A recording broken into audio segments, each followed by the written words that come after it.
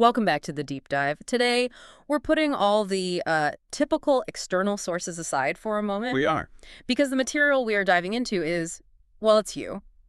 We're not looking at market trends or some piece of forgotten history. Mm. We're looking at what could be the ultimate operating manual for becoming a more successful, grounded, and genuinely better individual. That's exactly right. Today, we're tackling the fundamental structure of personal growth.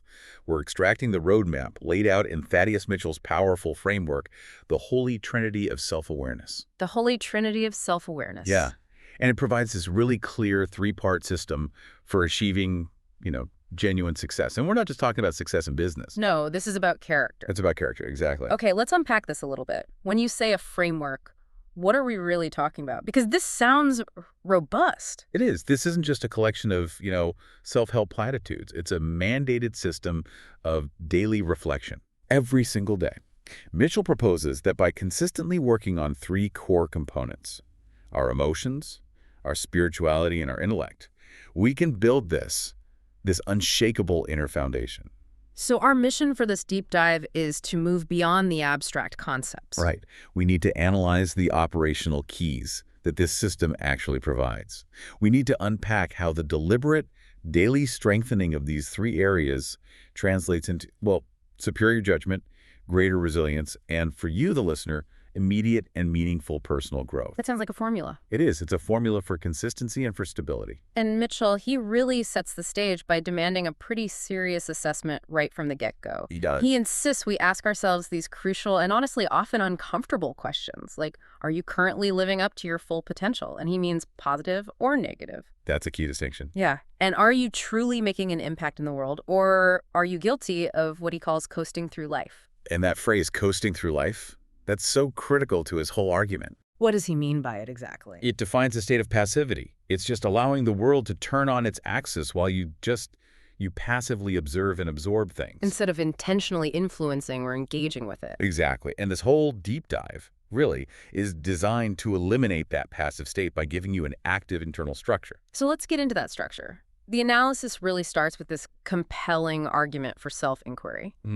Mitchell stresses this non-negotiable importance of pausing, of regularly reflecting on, and this is his phrase, who we are as a whole entity. Right. But why is that pause so necessary? I mean, why can't we just keep moving forward and, assume the best? Because the consequences of neglecting that internal assessment, they just ripple outward. He talks about a cascading impact. Okay. Mitchell argues that your inner state, so your core sense of self-worth, your integrity, your emotional stability, it all acts like this massive reservoir. A reservoir. I like that analogy. And if that reservoir is low, or if it's, polluted with negativity or insecurity, that deficiency trickles down to absolutely everyone you interact with. You can see this so clearly in, say, a professional setting, or even just in family life. Of course. If you haven't done the work to establish your own worth internally, what do?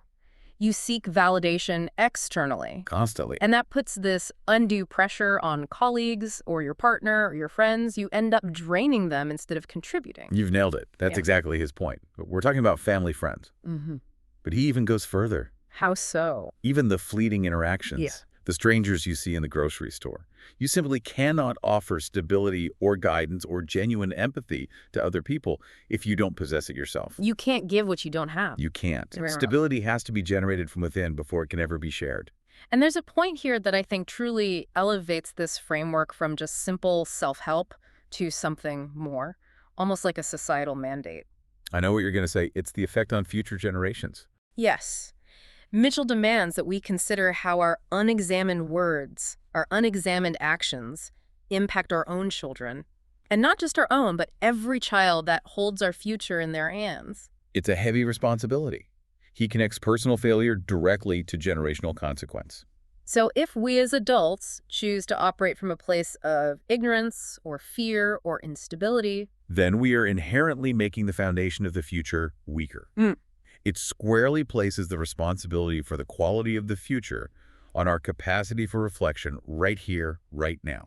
And if we aren't demonstrating intentional self-progression, what on earth are we teaching them? Exactly. So the conclusion he draws from this is, it's pretty stark. It is. If you are refusing to engage in this deep self-inquiry, If you're not actively asking these important, challenging questions about your own character, then, according to the source, you are not doing yourself or anyone else any good. He suggests that stagnation isn't a neutral act. Not at all. It's inherently a failure of positive impact. Now, this is where I think the nuance of his framing is really interesting. Because it could sound like he's just ordering people around. Right, it could come off as a tyrannical command. Yeah. But he preemptively addresses that. He says, don't misunderstand me. I am not saying that you have to do this. And that distinction is just so crucial for anyone trying to learn from this. It frames the entire system not as a universal, inescapable demand, but as a strong, evidence-based recommendation, but only for those who value personal excellence. It separates the people who are content with inertia, the coasters as he calls them, from those who are actively seeking to become better people. It's a roadmap, but it has a very explicit destination. Holistic self-improvement. But you have to choose to take the journey. And that choice, that's where all the power lies. The author seems pretty realistic about inertia, though. Oh, he is. He notes that for many people, simply continuing to go through life not giving a tinker's cuss about anything that isn't immediately impacting them, well, that's just the easiest path. Yeah. They're the coasters. They're avoiding introspection, avoiding responsibility, just focusing on immediate gratification or, avoiding discomfort. And Mitchell acknowledges that if they truly kept to themselves, that would be one thing. But the problem is, this self-centeredness, it inevitably metastasizes. It turns into outward harm. And he says it happens in two specific ways. Yes. First is when they choose to express their beliefs upon someone else. And that often comes from unexamined beliefs, doesn't it? Absolutely. If you refuse to use your intellect to critically analyze your own worldview, those beliefs become really rigid and fragile. So when they get challenged, the coaster defaults to aggression. Right. They try to express their beliefs forcefully or without any respect for differing viewpoints because they have no inner dialogue to mediate that exchange. They have no other tools. Their lack of internal work means their opinions just become weapons they wield against the external world. And the second way they negatively impact others is by simply taking advantage of other people. And this isn't always something obvious like theft. No, it can be very subtle. Emotional manipulation, leveraging a professional relationship without any reciprocity, or just relying on the kindness of others without ever contributing back. It speaks to a fundamental lack of empathy, a lack of moral consideration. Which Mitchell links directly to the refusal to engage in self-reflection. If you refuse to look inward and define your own ethical self-worth, you often default to just extracting worth or resources or energy from other people. So the mandate for reflection is solidified. It's not a luxury. It's not an optional hobby. It's an obligatory foundation if you want to be a responsible, contributing, and non-exploitative member of society. Without it, you are a destabilizing force. This realization brings us right to the structure Mitchell gives us to combat this inertia, the Holy Trinity. He argues that every single day you should assess and wonder if you're progressing in these three core components: your emotions, your spiritual beliefs, and your intellectualism, or your intellect. And what's really crucial here for the learner is the structural analogy he uses. He insists we visualize these three things not just as a list, but as a holy trinity that forms a pyramid. And this shifts the focus from just, completing a checklist to building foundational architecture. Okay, but why a pyramid? Why does he insist on that specific structural analogy? I mean, if emotions are the base, does that make them inherently more critical than, say, intellect at the pinnacle? That's the key analytical question, isn't it? Yeah. The pyramid analogy emphasizes interdependence and hierarchy. Emotions form that broad, crucial base. That's the stability layer. Okay. Spirituality and intellect are the walls rising up from that stability.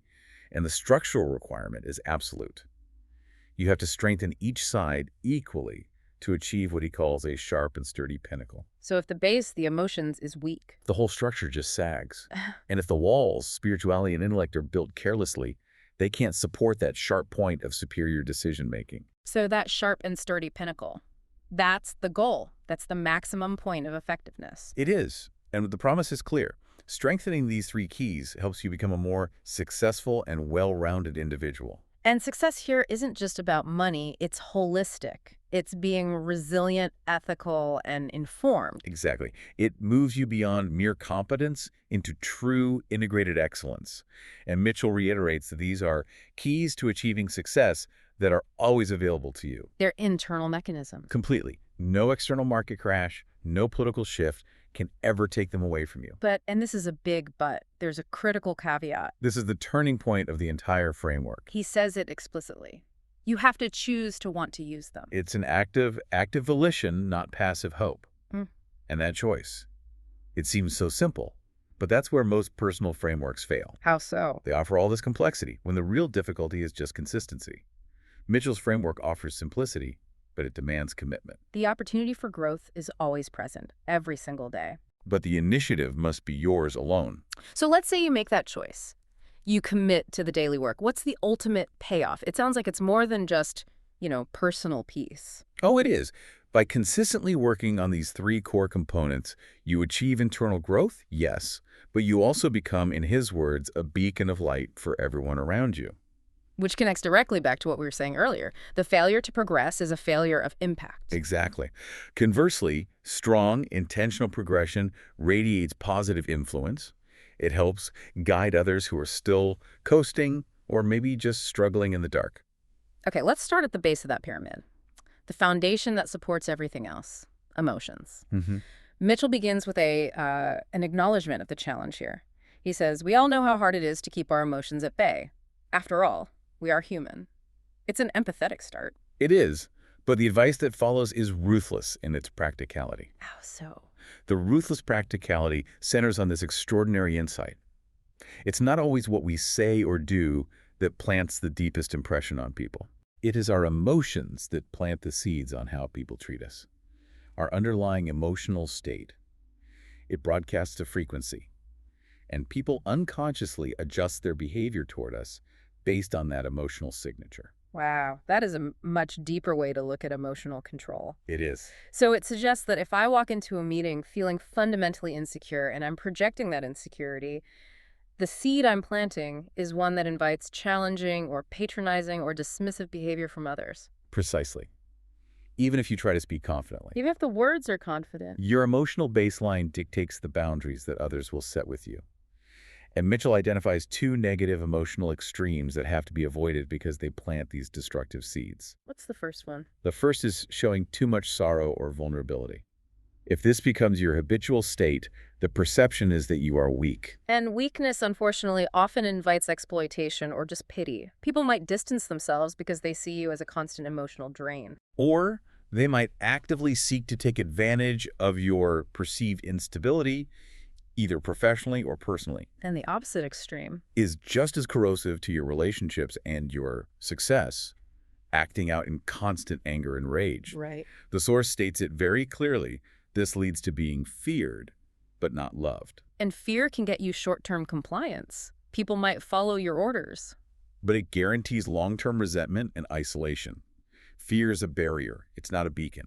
So the goal is neither cold repression nor wild expression. It's about achieving what he calls perfect balance. Perfect balance. Knowing when to give a little bit of emotion at just the right time, but never too much. That requires a level of emotional precision that I don't think most people consciously pursue. Emotional precision is the perfect term for it. It's the ability to choose the appropriate emotional response, rather than just defaulting to the instinctive one. It's control, not numbness. Exactly. And this leads us to the concrete, actionable strategy that Mitchell provides for approachability. And in our world of just constant communication, the advice feels very counterintuitive. It does. He says, if one says little and yet listens more, that person automatically becomes likable as well as approachable. How does reducing your output increase your likability? Because listening is the supreme act of emotional control. It signals to the other person that you value their perspective enough to suppress your own immediate reaction. It stops you from prematurely planting an emotional seed of instability or hostility. So in a conflict scenario, like a tense negotiation or a tough performance review. Right. In that situation, the person who listens more, who speaks less, and who maintains their equilibrium is perceived as stable, intelligent, and fair. I can see how that changes the dynamic instantly. The less you say, the more control you have over the emotional landscape of the room. It shifts the focus from your internal emotional output to external reception and observation. When you listen more, you gather data. Which allows you to apply your intellect, which we'll get to the situation. Instead of just reacting purely on impulse. Yes. Now, let's handle the inevitable. anger, negativity. Mitchell is explicit that this framework strictly forbids taking anger out on someone. Especially someone just trying to help who doesn't deserve that verbal abuse. That kind of destructive projection is the complete antithesis of the Trinity framework. It is a fundamental failure of the emotional base, a crack in the foundation. So what's the alternative? The preferred alternative is purely internalized de-escalation. Mitchell insists you must vent in other ways, privately, constructively. What does constructive venting look like for the learner? I mean, it's easy to say vent privately, but in that moment of white-hot frustration, what action should they actually take? Mitchell's core technique is incredibly simple. Speak less and breathe more. Okay. It's an immediate physical technique for regaining control. It breaks the cycle of impulse. Constructive venting might also mean, intense exercise or focused writing about the source of the frustration. Or just dedicating time to self-talk and analysis before you engage with the person you're angry at. Exactly. The goal is to metabolize the anger internally rather than project it externally. That way, you prevent planting those destructive emotional seeds. So, mastery of the emotional base means recognizing that your emotional frequency dictates your interactions. And true control comes not through force, but through intentional stillness, listening, and physical de-escalation when anger flares. You've summarized it perfectly. Okay, so if the emotional key provides control and stability, the second side of the pyramid, spirituality, must provide direction and integrity. That's right. This is often the trickiest component for any kind of universal framework. How does Mitchell handle the diverse nature of belief? I think he handles it brilliantly. He starts by affirming the right to believe in one God or multiple gods. Or no God at all. Or even adherence to a purely secular ethical code. The source isn't prescribing doctrine. It removes the religious dogma and focuses purely on the functional mechanism of an internal moral compass. And the crucial test he applies to any belief system is, well, it's utilitarian. It is. The system must fundamentally make you a better person. So if your beliefs, whatever they are, cause you to withdraw, or to hate, or to regress, they fail the Trinity's test. Yeah. It's that simple. This redefines spirituality as consistent ethical action. It's about the necessity of keeping that inner spirit in check and consistently following your moral compass. And this is a constant daily process. Mitchell is realistic here. He notes that straying off course is understandable because we are constantly exposed to temptation and complex dilemmas. That brings up a genuinely challenging point. How do we test our moral compass in the face of modern dilemmas? I'm thinking about, social media ethics or complex professional trade-offs. Situations where doing the right thing might mean sacrificing a significant profit or a big opportunity. And that's exactly why the daily reflection is so critical. If your compass is calibrated correctly, you don't rationalize away the minor deviations. You recognize them immediately. So you catch them when they're small. You have to. Mitchell emphasizes the danger of deviation, noting that it becomes harder to get back on it if you have strayed too far. It's like navigating a ship in a foggy sea. A 1-degree error in your course adjustment at the very start means you miss your destination by miles. That's a perfect analogy. The further you go, the more effort and fuel it takes to correct that course. Small daily moral checks prevent catastrophic divergence. And this leads directly to a really beautiful metaphor the source uses. The metaphor of light. Yes. Explain how keeping that inner light lit helps us stay on course. Mitchell explains that we often lose sight of our moral way, but if we keep our inner light lit as bright as we can, it actually makes it hard to make poorer choices. How does that work? This inner light is the product of continuous attention to integrity. When your internal sense of right and wrong is brightly illuminated, the shadows where poor decisions hide. Rationalization, denial, justification. Exactly. Those shadows are eliminated. You can see your choices clearly for what they are. So how do we actively strengthen this spiritual side? How do we fuel this inner light? What's the practical spiritual practice required beyond just, thinking good thoughts? It boils down entirely to intentional action and positive reinforcement. First, he says you must feel good doing good deeds. So you create the necessary internal feedback loop. You make the behavior rewarding. Precisely. Second, you have to do good deeds daily. It can't be saved for a yearly charity drive or something. It has to be a habit integrated into your daily life. And the third requirement, This one speaks directly to the purity of your motivation. It does. You must do them regardless if someone knows it or not. That element of anonymity is vital, isn't it? It's everything. If you only perform good deeds when you receive external validation, a public thank you, a round of applause, a social media post, then the spiritual growth is attached to your ego. Not to your core moral compass. Right. The inner light is fueled by internal integrity, not by external credit. The reinforcement is internal, tied to the intrinsic feeling of having upheld your spiritual commitment. This practice really provides the ethical guidance necessary for the emotional key we just discussed. They're completely linked. If you have emotional control but you lack spiritual direction, you could become a highly effective but potentially amoral actor. You could. The spiritual component ensures that the power you derive from emotional balance is used ethically. It acts as the gatekeeper. The consistency of daily good deeds strengthens your moral muscle memory. So that when that high-stakes moral dilemma arises, when the fog gets really thick, your instinctive choice is the ethical choice, guided by that bright inner light. Okay. We've built the stable base with emotions and we've fortified the directed walls with spirituality. Now we have to ascend to the sharp tip of the pyramid. Intellectualism. The intellect. The source moves from what feels like an ethical mandate to a much more practical necessity here. Absolutely. Mitchell makes a very, very strong declaration. He says, if you wish to become a better person, it is a necessity to learn as much as you can about both yourself and the world around you.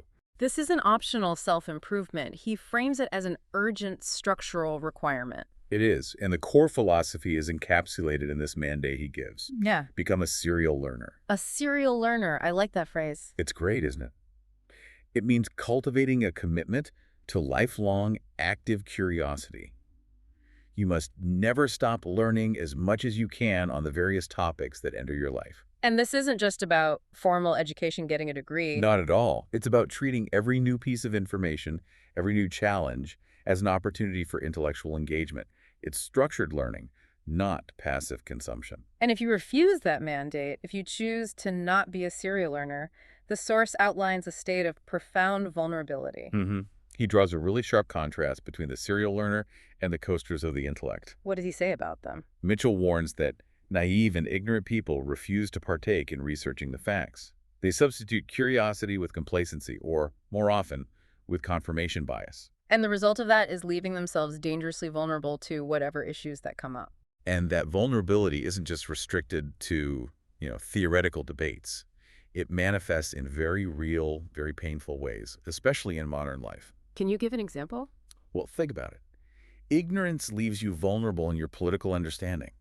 It makes you susceptible to easy manipulation through misinformation cycles. Sure. It leaves you vulnerable in your financial dealings, making you a target for scams or just poor investment choices. And he says it even affects simple everyday interactions. How so? Because you lack the historical or social context to understand behavioral patterns or cultural nuances. Ignorance is a measurable condition of risk. So intellectualism is a defensive mechanism. It protects you from external forces that might exploit your lack of knowledge. Yes, but it also offers a much greater offensive benefit. Which is? Pattern recognition. This is where the synthesis of the whole Trinity really starts to pay off. It is. The benefits of intellectualism go way beyond just collecting facts. They unlock foresight. It allows you to know your surroundings and, critically, to learn the patterns that form around us. Okay, this is where it gets really transformative for me. If I'm a serial learner, how does that knowledge translate into predictive power? What kinds of patterns are we even talking about here? We're talking about recognizing cyclical patterns. In behavioral patterns, for instance, realizing that a person who consistently overpromises and underdelivers is following a predictable pattern of either emotional instability or a lack of integrity. And you'd spot that because you've learned about those behaviors. Yes. Or in a professional context, you recognize market or historical cycles. In a personal context, you start to recognize your own patterns of self-sabotage. And the guarantee is that once those patterns are recognized, because you dedicated the time to being a serial learner, you then can make better decisions. Knowledge transitions directly into superior judgment. It allows you to anticipate rather than simply react blindly. It's the pinnacle of the pyramid. It is. If you are emotionally controlled from key 1, and you're spiritually guided from key 2, and now you're intellectually informed from key 3, your ability to spot a pattern and act decisively before a crisis hits is exponentially higher. That's the sharp, sturdy pinnacle. Now, for the learner who might feel overwhelmed by the task of becoming a serial learner, Right. Mitchell does offer a very simple anchor point. He does. The most straightforward foundational piece of advice he gives is this: always pick up a book and read it. It's so simple. It's the deliberate act that feeds the intellectual engine. It forces focused consumption rather than the passive scrolling we all do. Reading structures your thought. It exposes you to complex ideas, varied viewpoints that you have to critically analyze. And the direct benefit, according to the source, is efficiency. He says the answers to your questions arrive faster by becoming a serial learner. So time spent learning isn't a cost. It's an investment that shortens the duration you'll need to solve future problems. You are essentially pre-solving future crises by building an inventory of knowledge and patterns today. Okay, so we have dissected the three powerful interlocking components: emotional stability, spiritual integrity, and intellectual acuity. The question now moves from what to how much. Right. How much commitment does it truly take to integrate these three sides into a functioning, sturdy pyramid? And Mitchell provides a very specific, very tangible minimum commitment. He requires a minimum time investment of 10 minutes a day. Just 10 minutes. 10 minutes a day dedicated to self-reflecting on and strengthening the three cores of the Holy Trinity. It's accessible, yet it's completely non-negotiable in its daily requirement. 10 minutes a day. I mean, that is the genius of this system, isn't it? It's such a low bar that anyone can meet it, yet the consistency is what drives all the growth. How should the learner structure those crucial 10 minutes, does he say? He doesn't lay out a minute-by-minute plan, but we can extrapolate from the framework itself. If the goal is balance, the time should probably be divided intentionally. So maybe a couple of minutes on each part? Something like that. Perhaps the first 2 minutes are for an emotional review. How did I react today? Did I plant any bad seeds? Okay. The largest chunk, maybe 5 minutes, could be for intellectual consumption. Reading a challenging article or, ideally, picking up that book. And the last 3 minutes? For a spiritual review. Did I uphold my integrity? What good deed can I plan for tomorrow, regardless of who knows about it? It's small, consistent doses. And Mitchell offers proof of concept from his own life. He does. He notes that he has done this for more than 30 years. More than 30 years. And he emphasizes what he gained from it. Good. Learning so much more than I would have just sitting idly by and letting the world turn on its axis.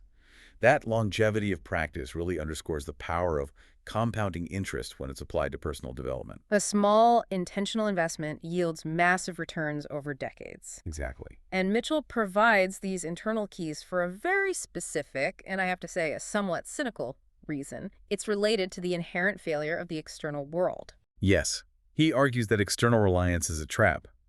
He hits us with a pretty harsh reality check. What does he say? He notes that people don't always have the answers to your questions. And worse, when they don't know, they often default to protective mechanisms. So what do they do instead? They either refuse to answer them or they will lie to you. And that challenge, the refusal or the lie, that stems directly from the fact that those external sources, they likely haven't done their own Trinity work. That's a great point. They lack the emotional stability to just admit ignorance. Or the spiritual integrity to prioritize the truth. Or the intellectual acuity to even know the answer in the first place. Absolutely. And relying on these unreliable external sources in no way helps you. Mitchell is essentially telling the listener, build your own internal, reliable source of truth and direction. The keys are internal, they're self-sufficient, and they're perpetually available. Yes. So the framework is offered as this gift, a reliable, self-contained mechanism for truth and direction based on decades of his own practice. But this leads to the final necessary challenge. The theme of self-responsibility. Yes. The keys have been given, the system is laid out, the required time commitment is minimal, just 10 intentional minutes a day. The framework is designed for optimal performance. It's all there for you. And if the listener chooses not to take this initiative, Mitchell closes with this emphatic, unyielding statement of self-accountability. He says, then you have no one else to blame but yourself. And that isn't meant to be punitive? No, I think it's meant to be empowering. It's the ultimate expression of personal freedom. If you possess the map and the tools for success, then failure to progress is solely a result of your inaction. The power to change is entirely within your control. Completely. The author's conclusion is a direct, urgent call to action. Take the initiative and work on your Holy Trinity. He says it will be the best thing you've ever done. What a phenomenal blueprint for life. Let's quickly summarize the core takeaways from this deep dive into Thaddeus Mitchell's framework. Let's do it. We have three components that form this pyramid of enduring success. First, emotions, which require balance, control, and the intentional practice of listening more and speaking less. Then there is spirituality.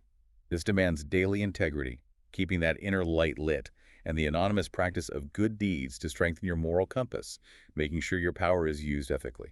And finally, intellectualism, the commitment to be a serial learner, actively seeking knowledge to achieve foresight through rapid pattern recognition. And this framework is directly applicable to you, the listener. This is not passive absorption of ideas. No. It's a tested, application-focused system for translating knowledge into superior personal judgment, influence, and resilience, becoming that desired beacon of light. And the barrier to entry, just 10 intentional minutes of self-work every single day. And Mitchell's dedication over 30 years really proves the compounding power of those 10 minutes. We learned that the serial learner translates facts into the ability to recognize critical patterns faster, protecting us from external manipulation and from surprise. So if you aren't doing the minimum 10 minutes required to maintain and strengthen your Trinity, ask yourself this. What critical patterns in your own emotional reactions, in your moral integrity, or in the external world are you currently missing entirely, thereby setting yourself up for a mistake you could have otherwise avoided?